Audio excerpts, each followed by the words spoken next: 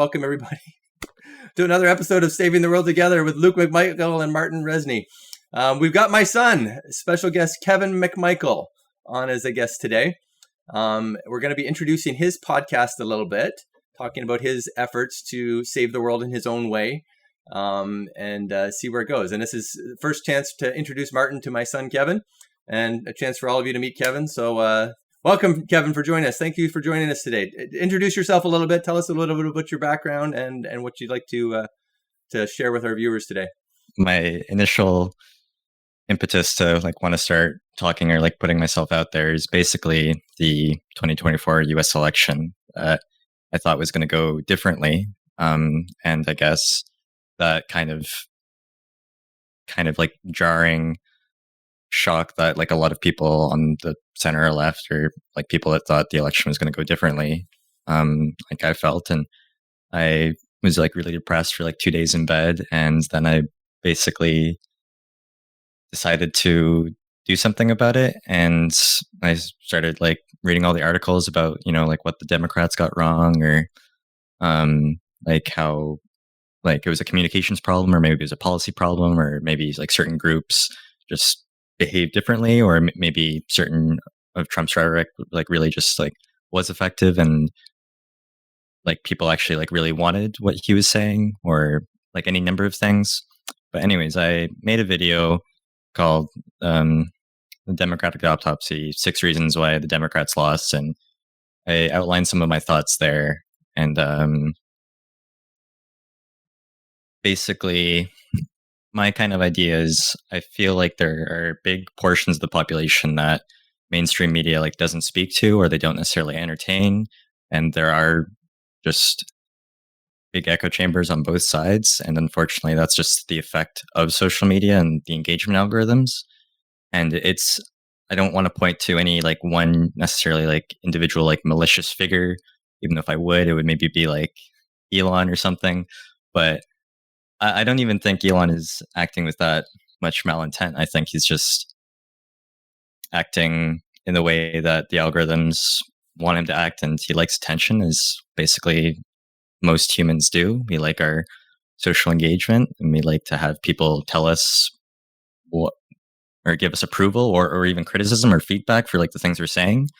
And obviously, I feel social media just pushes us into saying the craziest and most radical things, or just pointing out the crazy things that people on both sides are saying, and then getting a ton of clicks and engagement for that. And I feel that has just destroyed the public discourse and destroyed the trust in institutions, and caused so much of the polarization and grief that we see today. And I kind of pitched this idea to some of my family, is that basically I think it's a sadness that basically we all know what the word polarization means now.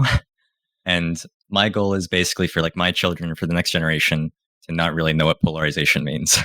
I would like to depolarize the world, and that's why some of my on Star Trek to reverse the polarity. Yes. Maybe that's a good name, actually. Reverse the polarity. But I'm coming up with names. It's depolar dialogues, depolar discussions, or maybe just the depolarization or something. Something like that, where I want to have a kind of bridging type discourse where I can talk to different kinds of people and critique them, but also take what might be good from their ideas, and just really kind of strive to do the deeper work to understand things instead of strawman them and pointing everyone's worst features out in the worst light. But that's basically what I'm about. So, Martin, I was telling Kevin when we first started this almost 3 years ago now, I guess, that was one of the initial conversations we had. Do you remember when we talked about depolarization being one of our main goals? Yeah. Sure. No, I really liked Kevin. I actually checked out the video. I really liked Kevin's analysis. So I would just maybe add a few things, because I've actually thought about that a lot, particularly in connection to the book that we're writing with Luke right now, because there's going to be at least one story that's very focused on media, because part of what we're trying to develop is supposed to be about addressing the issues with media. And I 100% believe that the polarization is the problem, basically. But I think it's very important to specifically identify how it becomes a problem or how it like comes to exist at all at this level. And I think one of the things that we sort of identified with Luke very clearly is the relentless ad hominems. Like everybody's basically just attacking each other's person all of the time. And that's a logical fallacy that contains zero useful information. That's just like what we would say in the debating world. It's an like argumentation foul. It's like that's something that you're supposed to ever do because it just doesn't help anything. It makes things worse. And almost everything is like because it's one of the things that algorithm likes. It's one of the algorithmic traps because it just like if like people start attacking each other, then like it raises up the level of like the emotional, of course negative, but like emotional involvement. But sometimes it's even like even the people who like may mean well, maybe even like in the American left, oftentimes the comedians, they would still, when they are trying to make points, it's still basically packaged as attacks on people. And the thing is, like, it's sort of, it being bad doing this is independent on like how bad of a person is the person you're attacking or like how wrong they are or whatever, because you're just training people to care about the sort of like feeling about persons.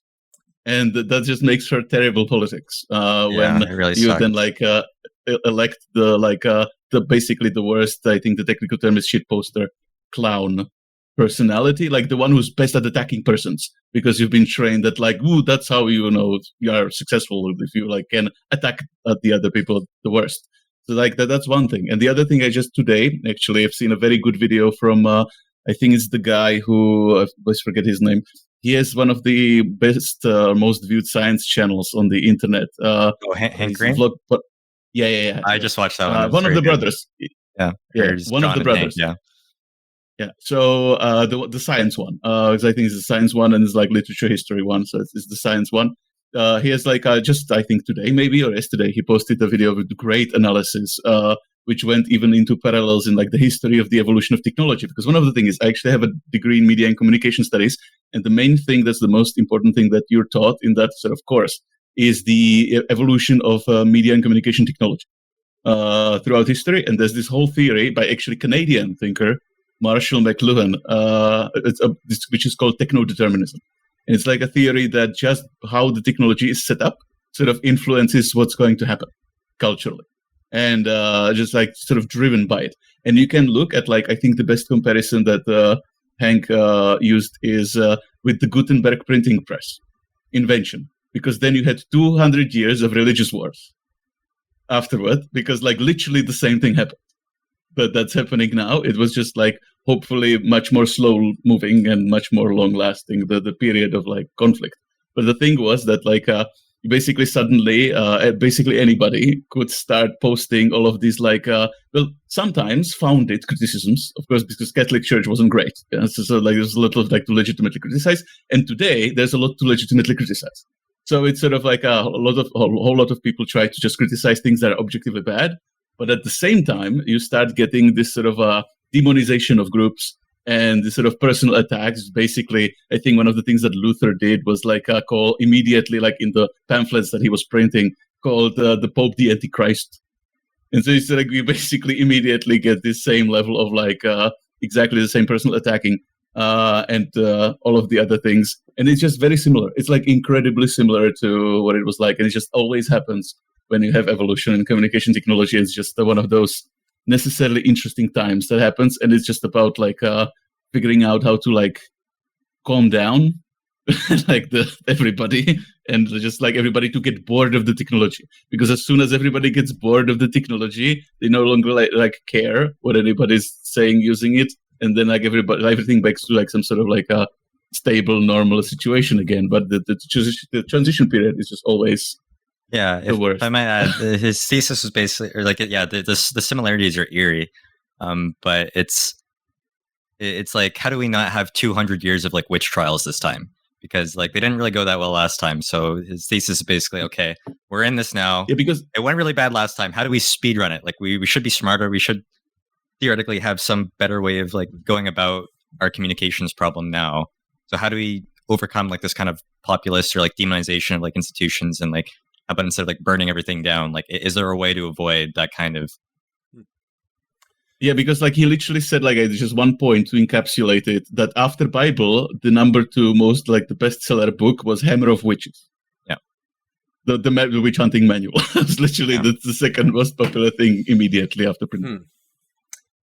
Well, I would posit, the best solution again is spreading of knowledge, spreading of the history, so that more people can understand the problems of the past, so that we can not repeat it, right? I think that's the best part of history, is to know it so you don't repeat it.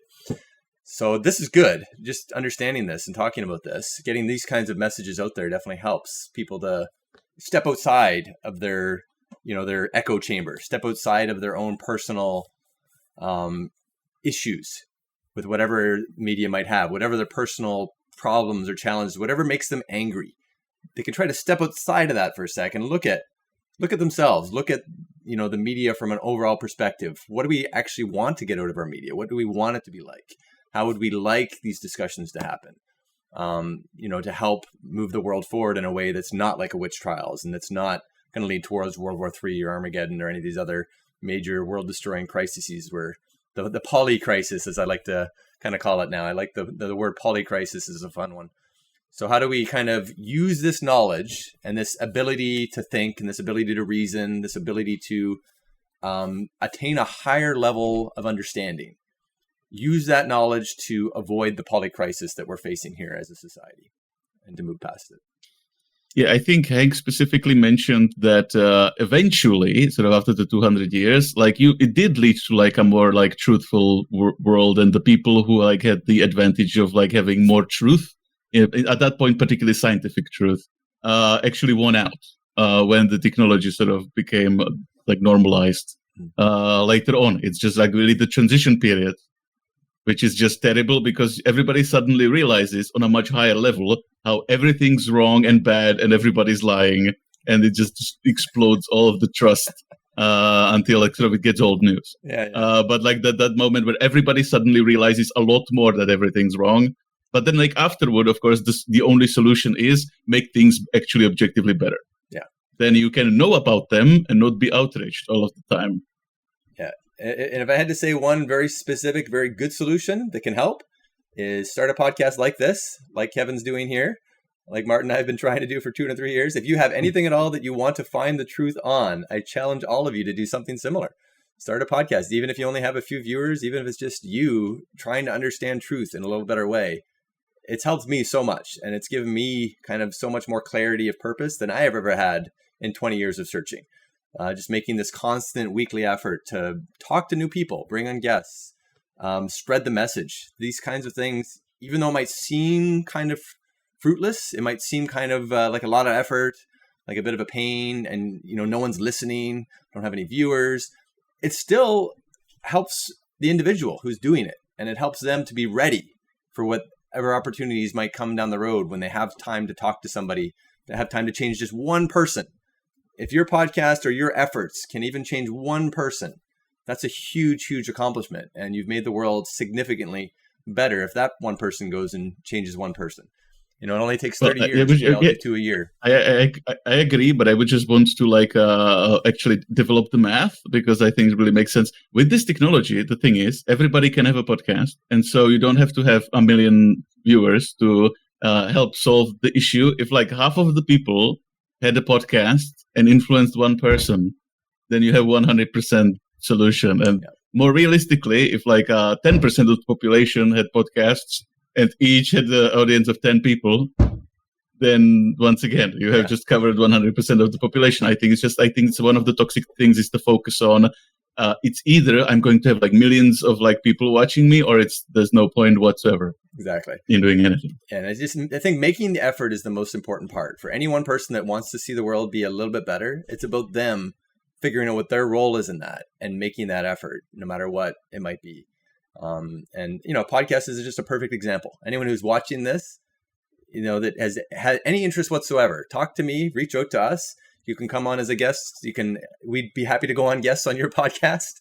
I've been on several different ones myself that have been a lot of fun. They're just great. Great ways to connect people. And we're so glad, so lucky to have that technology available to us to help push through some of this negativity, some of the challenges with the current media. And we have the ability, we have the solutions at our fingertips here, and it's great to see. So I'm really happy for you, Kevin. I'm happy you've kind of made this step. That I don't know how much of my podcast influenced you. He says not much, but I still feel like I must have had some influence on him a little bit, even though he doesn't watch much of it. But it's good to at least have him thinking about it, and step on it in his own way.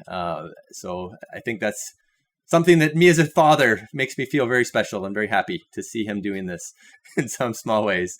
So I'm definitely here to support you and help you through it in any way I can. What would you like to talk about next, Kevin? Is there anything specific you don't want to get into as far as reaching out to anyone that might want to help you? Anyone? What kind of guests are you looking for? What kinds of topics are you looking to cover early? Who have you met so far?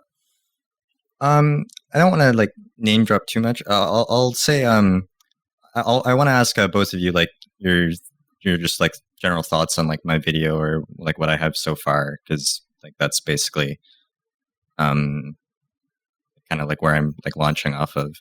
But one thing I did that I think is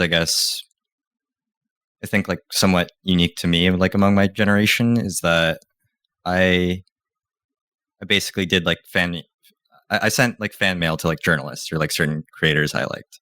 And I think that was kind of it was kind of a weird thing, because it's I have had this kind of fear or respect for authority that they'll never get back to me, or I'm just one voice out of 1,000 or something, right? But something was actually really cool is that I emailed a journalist from the Toronto Star that just wrote an opinion piece about something I cared about, and I thought they did a good job of articulating the case for and against the carbon tax. And I wrote them an email and was like, hey, this is a really good piece. And he was like, thanks.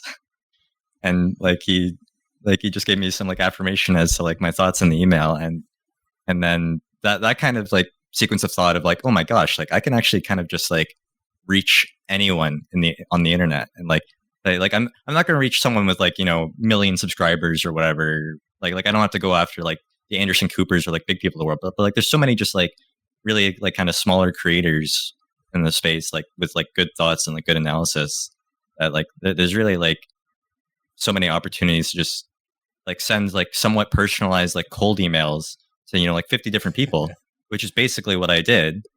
And I got a response from a fairly big person that is basically going to mentor me through this kind of process, and has already agreed to become a guest on my podcast. So basically my current plan now is to maybe do a couple more cold emails, but I want to spend the rest of November, December kind of prepping for that. I want to set the groundwork and do a lot of the hard work to have a foundation for a channel or a brand that I then want to basically get lucky, or when I do get lucky, I'll have the foundation that I need to be able to take advantage of the opportunities that might open up from having a good mentor, or having that network effect, right? Of being able to talk to one person and talk to all his friends, and then so on. Every good podcast starts with one email, doesn't it, Martin? Yeah. Yep. No. Do you remember reading the email from me? Can you bring yourself back? Do you remember? It's a very almost identical situation where I think you left a bunch of comments under some of my articles. I think was the first thing I noticed, probably. About the reaching out to people, that's a good instinct. Actually, earlier this year, I was creating a course for journalists, and this sort of building of the network of people who would talk, communicate with you about stuff potentially. That's basically the most valuable thing that journalists can have. That is journalism. Journalism is having people that know things that can talk to you about them, because then you have potentially sources, you have potentially things to report on. Like you said, you have a potentially mentor type people that. That's just extremely valuable. As for the video, I checked it out. There's some technical stuff, but it's you learn to do it better by doing it. I think just the only thing that's very important is after a period of time, hating what you were doing before, sort of learn how to attack the things that are not the best that they can be over time, and just keep gradually making things better. To begin with, I think what I've seen in the video, I think just was maybe a bit low volume. I think you can it's a standard level of volume at which is ideally the thing should be. I think you could try in terms of like acting wise, because it's a performance. Like if you're speaking in front of a camera, it's a performance art. In that sense, like I think you could try like more energy, like do just like generally more energy. Like if you want to have like, he's got a bit of a Lex Friedman vibe with his lower energy level. Yeah. I wanted to say, like, if you want to make this sort of like your brand to be this sort of like a more of like a deadpan style kind of thing, that you can totally also do that. It's just like it's about with this sort of if you have a muted sort of outward energy, then usually the way that it needs to be sort of counterbalanced is with like either humor, that's like deadpan humor, that is how that works, or counterbalanced with like like some really clever points, like sort of like I think with like counterbalanced with sort of the intelligence. And I did like your analysis, so it's like the analysis was good. So if you have like a very high quality of the information, then like combined with this sort of like a more of a muted deadpan performance, it can work. It just still the volume should be higher. Like even if you're generally like more in the expression more muted, the volume should still be higher, because that's just a neurological thing. Like that's why they like the ads are at even higher than standard volume, so that like the people get just energized just by the sheer volume of the ad to respond. That's just basically brain hacking kind of thing that sort of people learn in the business. So it's just like some technical things, but I did really like how you presented the analysis, how well researched it was. So yeah, it's just like then the thing is keep doing it, because like through practice, this is an art. Like it's just improved through practice. I already hate the video.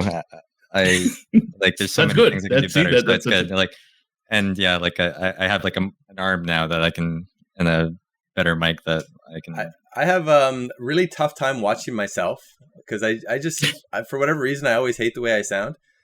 Hearing myself, with your own ears versus hearing it from a computer, it's just really awkward, because you always sound a little different. So it's really hard for me to watch myself, but I have to do it. You have to kind of do it, and it does help you get better.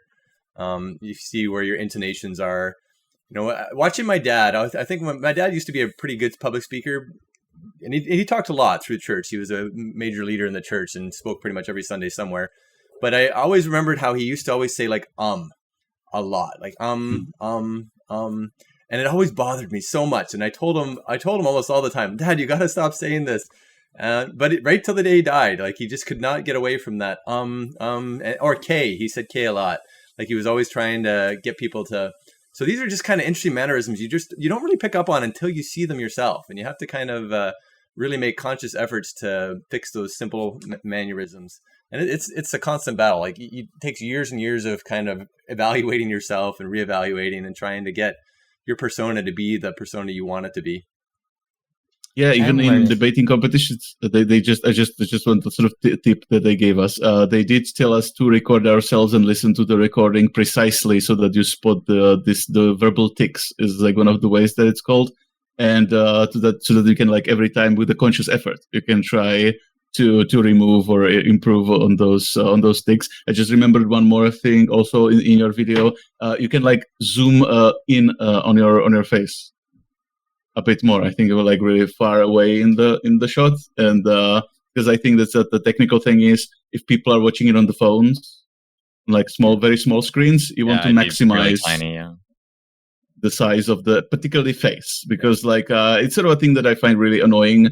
Everybody in thumbnails gives the face, because it's just brain hacking. It's just like people instinctively respond to face. I just religiously refuse to use that tactic, but it's still like having the face all up in the camera with the expression. It's one of the things that does work. Yeah, 90% of communication is nonverbal. At the end of the day, it's all about the emotions we share, and having that face is definitely important. But, have you thought about any kind of background? You like the white background as it is, or have you thought about any kind of digital background at all, or? I like having some background. I like the white background. I've been thinking about just like a pretty generic like bookshelf. Like I've got some of like just like magic stuff behind there. But Kevin's always been a blue mage at heart, Martin. He's a Jace fan. Oh, do you play Magic, Martin? Yeah. I do. We did a video on it a couple of times. What set was it that we did the draft on? You remember? I think it was the Phyrexia. The Phyrexia. Yeah, for the new Phyrexia. Yeah. We were trying to figure out how we could learn to save the world based on the stories learned from the Phyrexian War. It was interesting. I think one cool video idea I want to do is like the color identities of like certain politicians or like groups. Like that would be really cool. Or like the guilds, right? Like there's like Trump is like rule or something, and like Biden is like, I don't know, Azorius, or like he's an institutionalist. It's very boring. Yeah, that would be really like cool. They definitely have like color pairs. There's a lot of following in the Magic world for just analyzing things. Actually, the latest set they're coming out with is really interesting. It's Final Fantasy Magic set. We're definitely gonna have to do a video on the Final Fantasy Magic set when it comes out, because I'm really big into the Final Fantasy lore and stories and how Wizards is sold out to its corporate owners. I think it's just about merging ideas. It's about merging the worlds, and I think it's really cool what they did with Baldur's Gate, with the whole Lord of the Rings stuff. That was very popular. So the fact that they're kind of spreading out to pretty much all the different genres and combining it and showing how magic actually works just about anywhere. It's a multiverse thing. It works literally in any concept. And I think the more we bring magic into the real world, the more it can kind of help us find our identity, find what works, find our own color wheel in a way that there's harmony there, that we don't have to actually.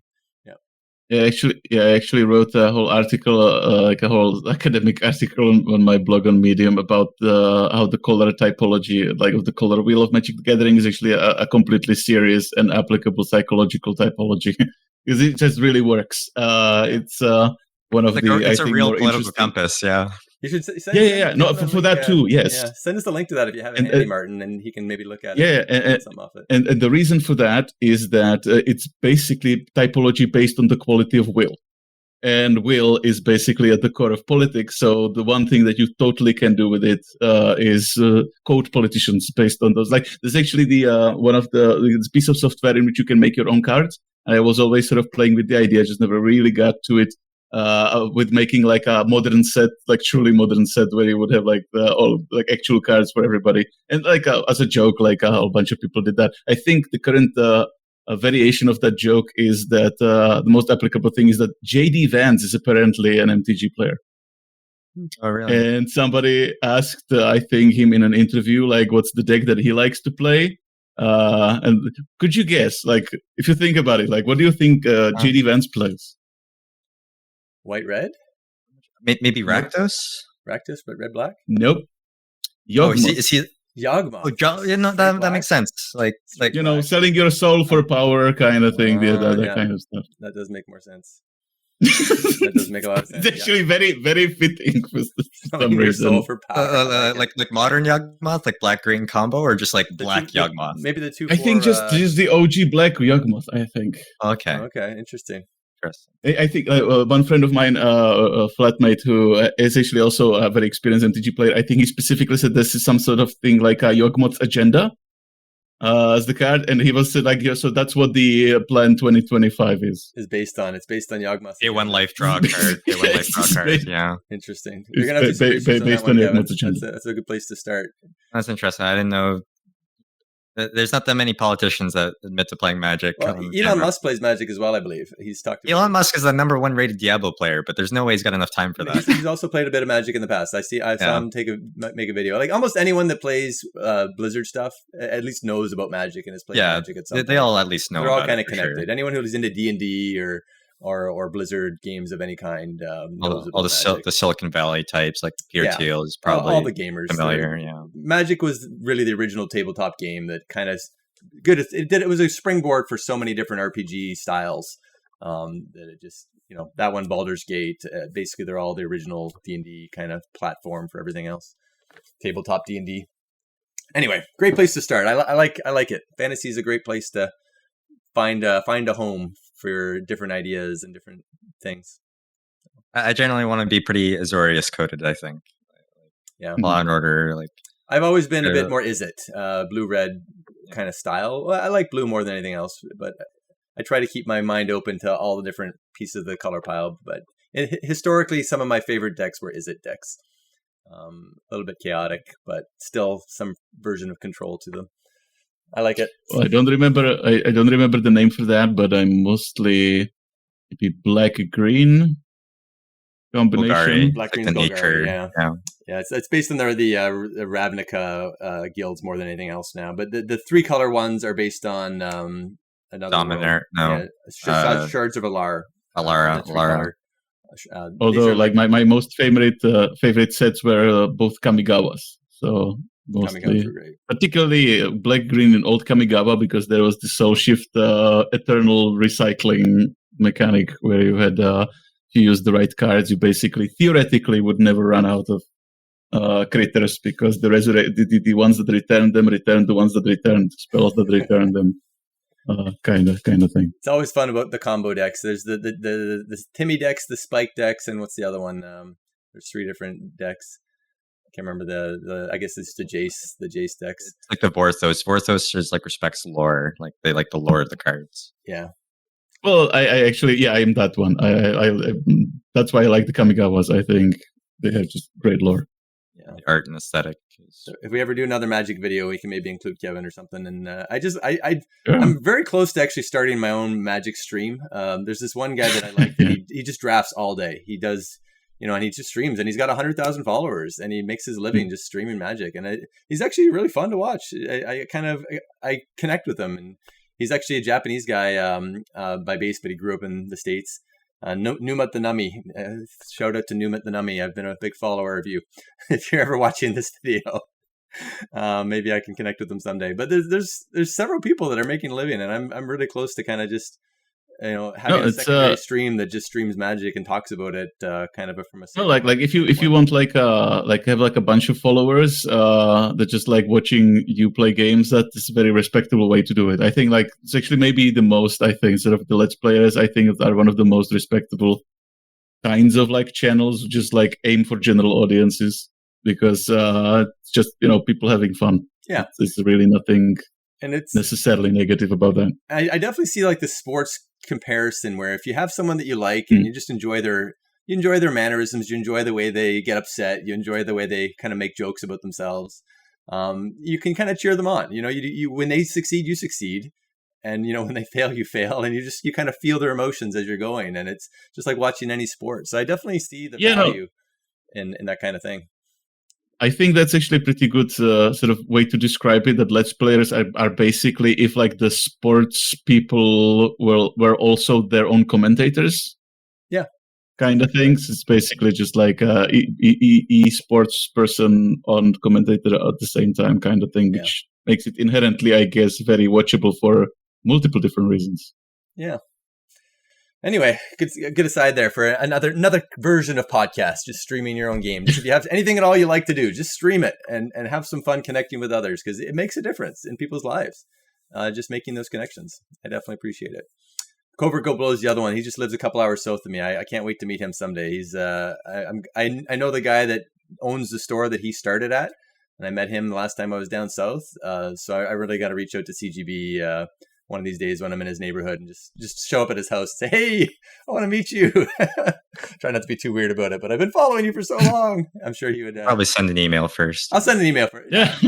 One of these days I'll have a chance to reach out. Well, you could, like, that way you could get some like restraining orders like Sheldon. Maybe. Yeah, I'll reach out to him, but I'm pretty sure he would probably make time to meet with me if I was in the neighborhood. He's in kind of a weird area with not a lot of Magic players. So I'm sure if I was passing by and we connected, he'd probably be happy to meet with me or hang out for a little bit. Who knows? Maybe someday. But he's another one I like to follow. Maybe you could challenge JD Vance to a duel. Maybe we could play an online battle someday if we can ever get the connection. But lots of potential, lots of ideas for the future of podcasting and the future of connecting. Thanks so much for joining us today, Kevin. We'll probably have you again soon in the future. Is there any other final thoughts or final things you'd like to leave with us? What do you think? What's your final message for everybody here listening? I think I'm good with like the cold calling or cold emailing. Like put together like an email list or the kinds of people you like, or like even if you just like watched one video or like one article and read one article of theirs, like I think it's a good idea to just send them an email and like express your appreciation for them, because I think they deal with a lot of just hate mail and abuse. Yeah. So I think it's good to like signal those kinds of people that you want more of their kind of stuff and that you appreciate their place in the world. And Excellent. even if they never get back to you, and even if they just read it and smile, I think that's a really good thing. And then on the off chance that, one of those 10 or one of those 50 get back to you, then that can potentially lead to really good places. Yeah. It's your good deed for the day. It's good karma, right? Every time you can send a good email and brighten someone's day, even whether or not they read it, you get the karma value regardless. It'll all come back and even out. All right. Thanks so much for joining us today, Kevin. We'll have you again soon. Martin, thanks so much for your feedback. Everyone will have the links to Kevin's stuff in this, check it out below, the links to Kevin's channel or his initial couple of videos. Feel free to check them out. Get back to Kevin. Get back to us if you have any other ideas on things you'd like us to cover. And thanks so much for joining us. Let's save the world together, everybody. See you next time.